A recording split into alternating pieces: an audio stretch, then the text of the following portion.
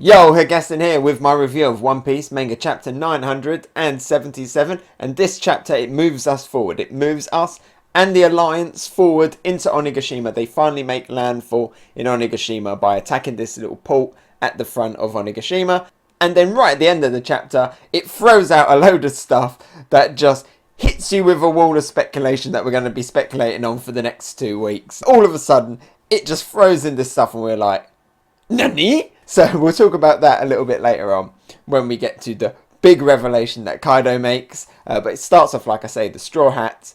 They are forging their way in to Onigashima. And I say the Straw Hats because all of the Straw Hats, they're together. Finally, they're all together. Jimbei is there. We saw him appear last week. We see him here with the rest of the crew this week. And we get a nice panel of all of them together. It's been so long since we saw them all together. I think it was like Dressrosa. This was like pre-Jimbei. The last time we all saw them together. So it's really good to see all of the Straw Hats together. And in that scene as well, Carrot was there hugging Jimbei. So, I mean, Wanda was there as well, but she was like kind of cropped off to the side. But Carrot was there like in the centre with Jimbei. I mean, I know that they bonded and stuff during Whole Cake Island. They were part of the Sanji retrieval squad and everything. But it's still, you know, it's still like a big like... Carrot's there. She's in there with Jimbei. She's been in like all of the other shots of the Straw Hats recently. Like, it's kind of confirmed, isn't it, that Carrot's gonna join? It's like so pushing towards that. Like, could it be any more obvious? I will be shocked if Carrot doesn't join the Straw Hats at the end of all of this. But anyway, they got Jimbei back and they're celebrating. And the reason why they forge ahead, the reason why they head towards Onigashima is because Luffy, he wants to get some drinks to celebrate. I mean, yeah, Luffy wants to get some drinks. Like, he was the one in Dressrosa who was like, I ain't drinking, I don't like alcohol. Here, he's like, yeah, let's get some drinks. And let's celebrate the fact that Jimbei's back, obviously, because Jimbei's back. Big, important character for Luffy, Jimbei. They got, like, this kind of cool teacher-student, you know, kind of like, Jimbei is like, in many ways, he's been like a father figure, like a role model for Luffy. He's really helped Luffy out. So having Jimbei back really means a lot to Luffy. So he wants to celebrate the fact that Jimbei's there. And so they storm to this island with Zoro's sense of booze smell. The only time that Zoro's actually gone in the right direction, somewhere where he's meant to go, is because he's heading towards booze. Maybe that's the secret to getting him to wherever he wants to go. Like, just put some booze there and he'll find his way. But, yeah, so they head there. They take out this big fortress that's... Kinemon and that were like, how are we going to get past this? The Straw Hats just take it out just to get some booze. And they're about to do their celebration. They're about to do their kanpai, you know, smash their glasses together, do a big cheers. And they get interrupted. They get interrupted as Kid and as Kinemon arrive at the scene. And with Kid as well, really quickly. Just, I really like how you got that kind of banter between the Straw Hats and Kid. They kind of got like a little rivalry going. It's really fun. It's really nice to see. But yeah, they're about to do that cheers. Then they get stopped. And Luffy's like, oh, well, you know what? Well, we won't do it now. We'll do it later. We'll do it after the raid. When we defeated Kaido, when we defeated Big Mom, when we defeated Orochi. That's when we'll do our big celebration. We have the biggest celebration we've ever had. And that just makes me think, is that going to actually happen? Because the fact that it's been mentioned, the fact that they were almost going to do it and then stopped, it makes me feel like Luffy might regret not having done it today. Not having done it in this chapter, because I don't think it's going to be the celebration now that Luffy expects it to going to be. I can imagine something bad might happen and there's going to be a bit of a somber mood when they actually get to that big celebration. That's just my kind of gut feeling that it isn't. The fact that it was brought up, the fact that it was played out like that makes me think that either it's going to be like motivation, it's going to be all of the Straw Hats' motivation so that they can have this big party, or it's alluding to the fact that when they get to that party, it's not going to be the celebration that Luffy says it is going to be. He jinxed it. He jinxed it. I mentioned Kid as well. He's there and he's bantering with Luffy. And we get confirmation here as well that Killer is still with him. Killer's got his mask back on, which is good. I didn't actually think we'd see Killer wear his mask again, but he's got his mask on, but we know that he's got the big smile underneath. And what I really like is the Kid pirates. They're meant to be like the badass, like the hard pirates that like go in and just cause a ruckus, and you know they're not your friendly like the Straw Hats. You know, they're not your friendly pirates, but instead they're all laughing. They're all laughing to kind of make Killer not feel out of place and stuff. And that was actually really sweet. I really liked that. So some good stuff for the Kid Pirates. I'm excited to see a lot more of the Kid Pirates and a lot more of that back and forth between Luffy and Jaggy, and also Law chipping in as well. He called Kid and Luffy a couple of idiots. When he's also, you know, he has these moments as well. He's a bit of a child and a bit of an idiot and a bit spontaneous too. So really, really good stuff with the Supernovas. That's all the stuff that was happening outside. Let's talk about inside. So inside Onigashima, the party has started. Kanjuro's going to turn up and tell Kaido what's going on outside. But for the most part, the party has started. It's going on. We see a lot of silhouettes. We see some numbers. Maybe a poo by the way that someone's speaking. We don't really get to see a lot of what it looks like inside. It is a lot of silhouettes and close-ups. When we see Kaido, it's a close-up. And we see some feet. We see some feet of the Tobi Roppo, who are the Flying Six. We know that one is X-Drake. We know that one is Page 1. We don't know who the other ones are. And yeah, you just see their feet and it leaves it as a big mystery as to who they are. Like, there's a woman in like high heels and someone's wearing getter and someone's got this really cool elaborate samurai sword sheath scabbard, but we don't actually get to see who they are, so that's a bit of a mystery. Are they some of them gonna be characters that we know, like X-Drake was, or they're all gonna be new characters and it's just gonna be a big reveal as to what they all look like? So yeah, interesting there. I heard like some rumours and stuff, people being like, oh, I bet one of them is Crocodile, and I'm like, are you just saying that because you want Crocodile back in the story? Because if Crocodile's there, you've also got to have Daz Bones, and I don't think it's Crocodile. Why would Crocodile work for Kaido?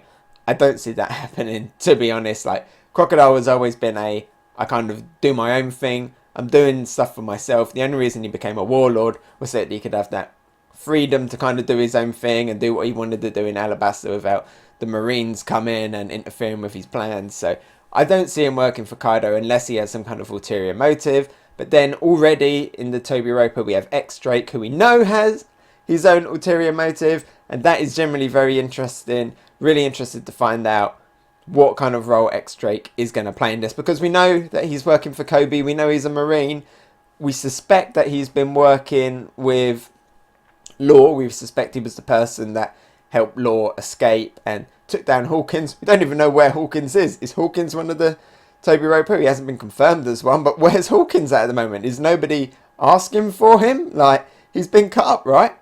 Oh, actually, I'm going to get back to something.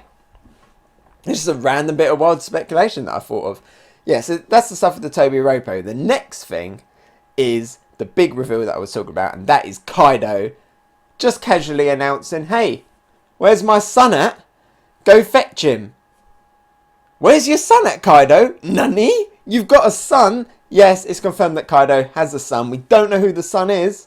All we know that he's going to be fetched, and that is the main bit of speculation from this chapter. Who is Kaido's son? Is it one of the Charlotte family? Is it someone related to Big Mom? Is it what everybody has been saying, speculating on? Is it Katakuri? And also, is it Oven and Daifuku? And, you know, if it was going to be somebody there, it would be Daifuku, because we saw him on the Big Mom ship. So is Daifuku going to walk in the room? Is King going to walk in the room? Because we saw Queen, but we didn't see King. Is Jack going to walk in the room? I mean, both of them are maybes, because that would mean that they'd have to be hybrids, because one's a fisherman, Jack is a fisherman, and King is an unknown Sky Race member. We're assuming a Sky Race member. So, if it's one of them, then they've got to be hybrids. I mean, did Kaido get with a mermaid and have Jack? Or is it somebody that we don't know? Or is it, well, I was just thinking there, you know, they're like, where is he? Go fetch him. Like, we don't know where he is. Hey, is it Hawkins? I very much doubt it, but at some point they've got to go looking for Hawkins, right? So why not just throw it out there? Hey, is it Crocodile? Why not? Everyone seems to want Crocodile just to turn up, but no, I think it's a character that we don't know, to be honest. I think it's going to be someone that hasn't been in the story yet. I'll be surprised if it was Katakuri or one of the triplets or any of the other Big Mom pirates. I mean, I think we all think that Big Mom and Kaido had something going on when they were younger. They were on the same Rocks crew, but Is it a member of the Charlotte family? I'm not sure. It would be interesting, but I think maybe if it'd be better if it was a new character. And I quite like that kind of classic personality clash where the son is nothing like Kaido. Like, Kaido's this big, bad, drinks a lot, you know, and then I'd like the son to be completely opposite to what Kaido is. I think that would be quite funny. I don't want us like, where's my son? And then this great big butch guy comes walking in and is just like a mini Kaido. I think it'd be interesting for the story if it's someone completely different. Maybe someone who's a bit more smarter, a bit more tactical, you know, a bit more leaner, you know. I think that'll be a little bit more interesting. But yeah, so Kaido has a kid, speculating on that, speculating on who the Tobi Roppo is, and a little bit of speculation on what is actually going to be the fate of the Straw Hats and the Alliance, because of the fact that Luffy kind of jinxed the fact that they're going to have a big happy celebration at the end. Also a little bit of speculation as well is Carrot being kind of considered here as a Straw Hat member, you know. She's in the area, isn't she? Let's be honest. And finally, actually, one quick thing, talking about the Straw Hats. When all of the Straw Hats were attacking, we saw everyone attacking. We saw Robin attacking, and that was awesome. It's really rare to see Robin attacking. She has such good powers, really underutilized, but we saw her here. She looked badass. But there are 3 characters that, once again, sat on the sidelines. Can you guess who they are? They're Usopp, Nami, and their Chopper. Oh, why?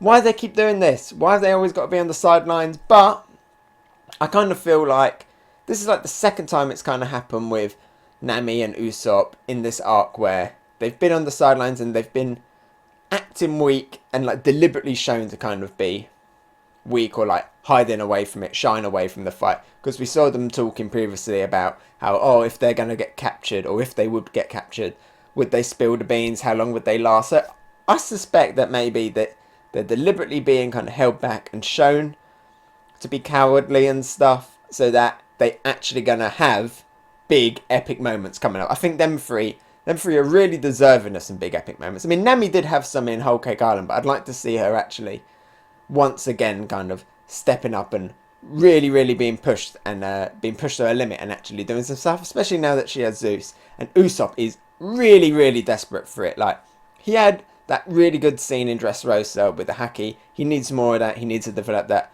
observation haki. And for the rest of Dressrosa, he was just kind of complaining a lot and being carried around. Let's get some big Usopp moments. Like in Stampede, you know. Stampede, he had them epic moments. Some stuff like that. Some Sogi King style moments. And Chopper is also desperate for some good stuff as well. Because he didn't really do much in Whole Cake Island, did he? And his powers are so interesting. I want to see him actually utilize his powers a lot more. It's time for a new point as well, I think.